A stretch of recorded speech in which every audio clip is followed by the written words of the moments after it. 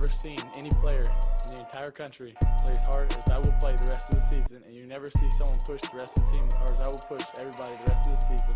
You never see a team play harder than we will the rest of this season. We hand it off to Herschel. There's a hole. 5, 10, 12. He's running over people. Oh, you Herschel Walker. My God almighty, he ran right through 2 men. Here. Bro, how's your Sunday been? Let me ask you this, man, because I hear the baby screaming in the background. And let me say this. Every time that we record these things, I feel like a piece of shit because because I always feel like, for multiple reasons, like usually we record them a little bit later. Obviously tonight I'm making you record early because I want to watch a basketball game, which I know you're not thrilled about. But I especially feel like a piece of shit tonight. But I usually feel like a piece of shit because I always feel like Jordan hates me because she's over here playing. She's over here having the baby responsibilities. I always hear at least one noise from the baby, and I just feel like a terrible person for taking daddy away. Nah, bro. Here's the thing. If it wasn't this, I'd be doing something else. Like, Jordan just knows I'm someone who has, like, a lot of irons in the fire all the time. Like, so if it wasn't recording this, I'd be working on a video game with someone, like, you know, because I make video games on the side, or I'd be, you know, training jiu-jitsu. It's kind of like par for the course. But I will say, you need to watch the Rockets messes us up, because usually the baby goes to bed at 9 and then we record. So I'm trying to, like, miss that time of day when she would be loud and making noise. But it's just didn't happen this week. So tell Jordan I'm forever grateful for her. And she's a great mom. I will tell her. She is a great mom. She's a great mom. And having a baby is 24/7 work. Let me tell you something. It is. I have a dog, and that's enough. Ooh, it's not for the faint of heart. Like today, like yesterday, we had her 1-year birthday party, right? Oh, yeah. We come home, we do dinner, we go to bed, and then we get up this morning. My niece is having her birthday party. So we go out to their house. And then I get home, I got a meal prep for the week. Me and Jordan both go back to work tomorrow at schools. So we're getting, like, all our stuff together. Got to make sure we understand the protocols that the schools are doing. And then James goes back to daycare, so we got to pack her lunch. I mean, it's like, bro, you know what's funny about this to me? It's so weird seeing you like this now. It's weird seeing myself like this. Like, every time I think of Tripp, I think of, like, free spirit, punk rock, like, knock in your face, get another tattoo. Yeah. And now you're daddy. Yeah. It's weird, man. I talk to me all the time. Like, I'm the kind of person that, you know, like, it was like 3 o'clock in the afternoon, and somebody's like, hey, there's a concert at 7. Do you want to go? I'm like, oh, I'm in. Like, let's roll. Or like, hey, I know this last minute, but we're going on a trip this weekend. You want to come? I'm there. You know, like I just am the kind of guy that, like, flies by the seat of my pants, just does whatever. And having a kid, like, getting married changed it a little bit, but having a kid has really changed it. So I'm still trying to figure out, you know, who I am as a dad, because life is just so different than it was, you know, before this. Bro, every time I see Jordan post pictures of, like, your cute little family on Facebook, it just cracks me up, bro. Because I'm just like, look at him. He just looks like the little, like cute little, like, stereotypical little dad, like, just loving his little baby girl. And like every other dad in the world, I am, like, praying that nothing happens between now and football season starting. Like, bro, I'm so nervous. So obviously we know in the SEC, we're moving to a 10-game only schedule. Originally, so I read this today, they thought they were going to take, like, next year's cross-conference games and move them to this year. But now apparently that's not what's happening. Did you see that? Wait. You're telling me that Florida might not have to play Alabama? From what I've heard, y'all will not. It's a party. Because listen, this is SEC champs, bitches. They're going to have people look at the schedules and insert games based on strength of schedule, so that everyone's strength of schedule tries to get as even as possible. Well, shit, we still might get Alabama then. No, y'all got a pretty good schedule without them. I mean, kind of. Y'all play LSU. A degree, yeah. I mean, LSU's still talented, but they're not. Kentucky's going to be really good this year, I think. So, I mean, I think y'all are going to have a pretty good strength of schedule without them. I hope so, man. I'm really hoping for that Arkansas matchup. I mean, here's the thing. I understand that why they're doing it that way, but I think it's going to just make people like, no matter how they do it, people are going to complain.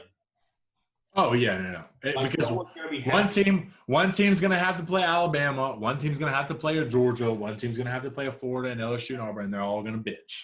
Yeah, and it's like there's no real fair way to do it unless you just want to have teams draw out of a hat like your two. I honestly think that's what they should do. Like literally have like the ADs. Like pick straws, bro. Pick straws. All the ADs from the East go in. Every team name is in there in the hat. They pick them each twice. So they all go around pick. That's your first cross-conference game. They go around pick again. That's your second one. Yeah, no, I'm totally for that. I think that's the most fair way. I mean, it is because, and there's just so many contenders. Like Alabama's a contender, LSU's a contender, Florida's a contender, Georgia's a contender. And people are expecting Tennessee to be better. I mean, Kentucky's returning 16 starters, going to have maybe the best offensive line in the conference. I just don't know how they're going to do it fairly where somebody doesn't get shafted. Yeah, no, someone's going to get shafted, and that's why the best way, just throw them hoes in a hat. Let's pick them out. That's the easiest way to do it, bro. So who do you think it helps the most going no non-conference games? I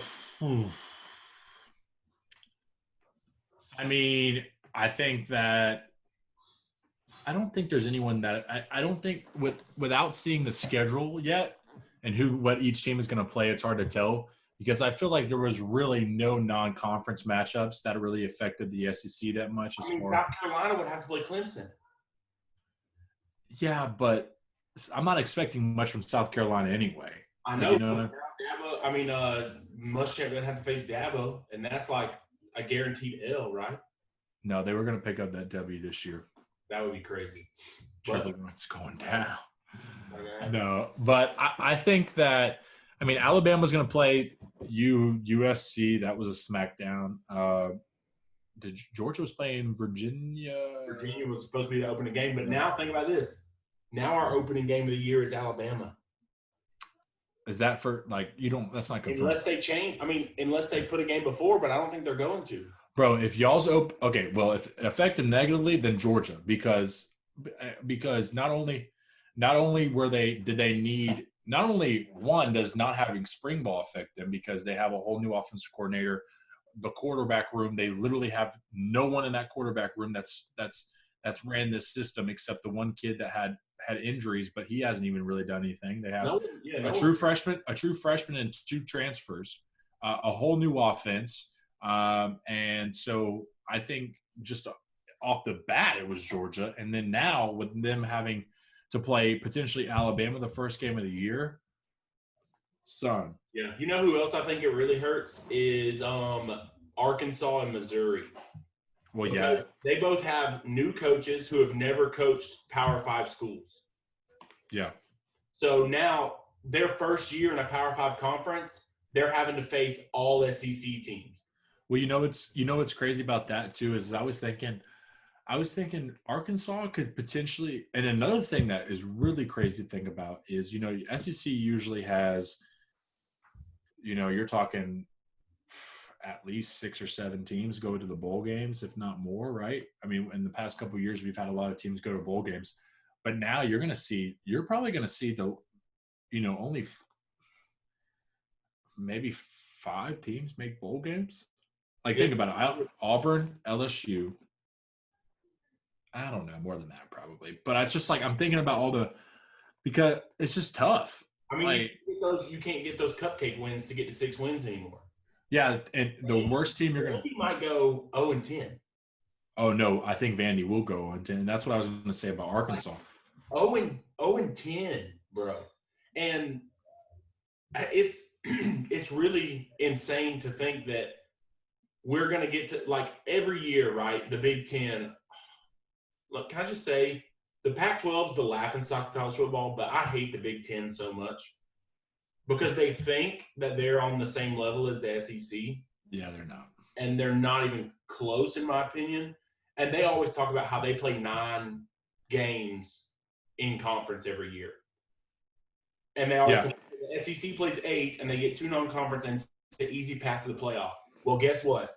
Nobody can make that argument after this year. If an SEC team wins out, goes undefeated or loses 1 game, and plays in the national championship, they can never make that argument again because they did it through 10 conference games in the SEC. I'm really interested to see what happens with the playoff system because you're going to have the strength of schedule which for all the SEC schools now. Think about it. All of the SEC schools will be in like the top 30 strength of schedule, all of them. Well, you know what I mean? I don't even know because how are we going to decide how strong teams are if they're not playing out of their conference? You know what I mean? That's like a lot of times that's what they use to decide how good is this team compared to this team because you'll get to see Kentucky versus Louisville. And so Kentucky beats down Louisville and you go, well, the SEC is clearly stronger because Kentucky played with Florida or whatever, So I don't even know how they're going to decide what the strength of schedule is between conferences if we're not playing out of conference. Well, I think fortunately for us, we're SEC fans, so we have that bias in a good way as far as if there's going to be a conference that gets 2 teams in the playoff, it's going to be us. I mean, there's no way around it. Pac-12, no way in hell. And I think as well as Pac-12, I think they'll just end up beating themselves and no one will go. But bro, one conference is going to get left out. Have to unless they. Well, that's what I think they're going to do a different. They're going to do a different. They have to, man. They have to because if 2 SEC teams, if they do it normal and 2 SEC teams get in this year, people will riot. They will lose their minds. I know riot's like a crazy word to use right now, but they will be very. They will riot, bro. They will be very, very mad. Hey, you got 2 teams in, and all we did was play SEC teams all year. They're going to say they didn't play anybody; they just played their own conference. Yo, I'm flipping the script. Listen to me. Okay. What if we have a 2-loss SEC champion? Does the SEC get into the playoff? Bro, that's reasonable. That's reasonable to say. Yeah. Probably. Think about it. Probably not. Because those other they're gonna in my opinion, they have to do some kind of system that gets every conference. Automatic bid. I agree. They have to. Because SEC is playing conference only. Big Ten is playing conference only, right? Yeah. Pac-12 is playing conference only. So the thing is there's only 2 teams in the nation right now that I could see going undefeated in a conference-only schedule. Clemson and Ohio State. Yeah, I don't know if any SEC team can. I don't think any SEC team could. I do not think that. And if they do, if an SEC team goes undefeated this year, oh my. I mean, LSU I think would have went undefeated if they played. Oh yeah. This year. That's maybe the greatest college football team of all time. So. No. Yeah. I mean, they're up there. They're in the top 3 probably. Yeah, behind the 2008 and 2006 Florida Gators. No, but no. Yeah, I don't know. Okay. Do you want to hear my fear as a Georgia fan? Yes, dying without a national championship. No. This is my fear. No, I'm not afraid of that. This is my fear. We get into the playoff this year and we win a national championship, and then there's an asterisk by it. Yeah, but forever. People forever. It won't be 1980 jokes anymore. It'll be asterisk jokes. It'll be like, oh, the year we didn't get spring ball. Oh, the year there were no non-conference games. Oh, the year where there was an automatic bid for every team. You know what I mean? It's just, oh my gosh, dude. Yeah, but I think yes. First of all, you don't have to be worried because don't worry, you're not going to win the national championship this year regardless. But the second thing is you think about other champions that for example, the Spurs in the early 2000s when they won on a shortened NBA season. No one ever talks about like, oh, well, Tim Duncan only has this like 3 rings or 4 rings because they didn't. Yeah, the difference is that college football is a sport where champions and championships are contested all the time and called into question. Yeah, but not with the modern day system. But yeah, this is not a very modern day system. Talk to UCF. UTF? UCF. Oh, bro, get the fuck out of here. Those little midgets of college football, they gonna fuck themselves, okay? I'm not getting that bullshit. I can't believe you even gave them recognition. You should be. I'm just saying. There are people. Derek, I want a new co-host. I'm just saying, bro. This is the only sport. There isn't a Super Bowl where somebody goes, "No, actually, we won that one. We were the best team in the nation that year, so we get it." I get the point you're making, but let me tell you this: if you ever put UCF and national championship in the same sentence again, I'm gonna slap the fuck out you next time I see you. And I know you can rock my ass, but I still gotta do it. I mean, I'm dying on this hill. Bro. They can suck my ass. They're not a champion, bro. They're over here thinking they're so cool. Well, guess what? You know what? If I played in that little stadium and played your schedule, booty cheeks, bro. Anyway. Yeah, so I don't even know.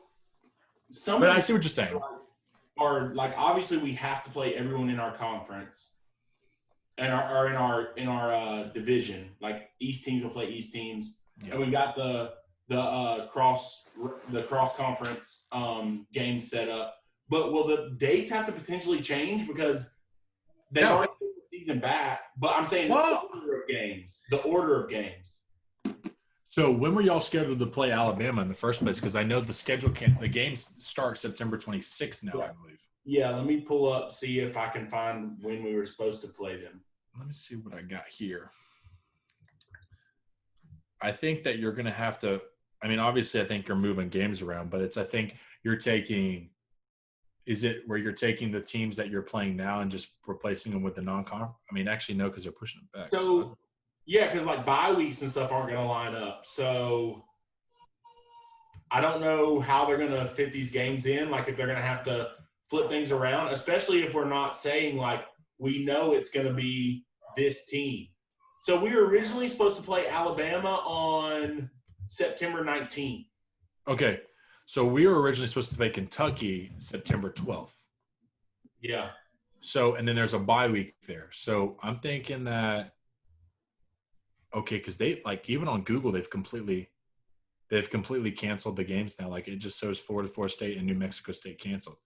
So I'm thinking that you're probably going to have – we play Tennessee on the 26th, and then I think it goes from there, and I think they'll just push the other teams to the end of the season. So whatever your 2 games are, they're going to happen at the end of the season? Bro, that's a tough matchup for Florida to begin with. Kentucky, like they're nothing special. But depends on if they have a quarterback healthy or not. Yeah, true. Yeah, their situation last year was whack. Yeah. But yeah, this is interesting, man. Honestly, I think there's so much stuff up in the air that it's hard to speculate on that stuff right now because I don't know how the schedule's going to work out, and I don't even know who we're going to play.